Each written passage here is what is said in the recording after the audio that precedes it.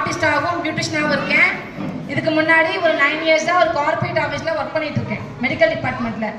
நான் இந்த அளவுக்கு ஒரு போல்ட் அண்ட் ஆக்டிவாக ஒரு ஆண்டர்ப்ரனராக ஒரு பிஸ்னஸ் பண்ணிட்டு இந்த ஏஜில் ஒரு நம்ம டான் பாஸ்கோ திரும்ப வரோம்னா முழுக்க முழுக்க அதுக்கு காரணமாக இருந்தது நம்ம சில்ட்ரன்ஸ் பார்லிமெண்ட்டோடைய அந்த டீம் தான்.